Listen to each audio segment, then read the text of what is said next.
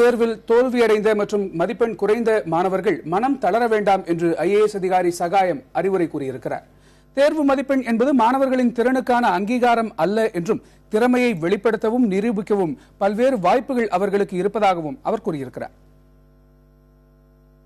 ஆனால் நம்முடைய கல்வி அம்சம், நம்முடைய கல்வி முறை, கல்வி திட்டம் இந்த மனப்பாடம் செய்யக்கூடிய ஒரு முறையை மட்டுமே கொண்டு நம்முடைய மாணவர்கள், நம்முடைய தளிர்களினுடைய ஆற்றலை சோதிக்கக்கூடிய ஒரு முறையாக இருக்கிறது.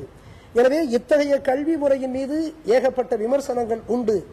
எனவே ஒரு மனிதனுடைய ஆற்றலை வெளிப்படுத்துவதற்கு பல்வேறு அம்சங்கள் இருக்கக்கூடிய சூழலில் அதனுடைய ஒரு அம்சமாக விளங்கக்கூடிய மனப்பாட ஆற்றலை கொண்டிருக்கக்கூடிய கல்வி முறையில் நம்முடைய ஆற்றல் வெளிப்படுகிறது, நம்முடைய அறிவு சோதிக்கப்படுகிறது.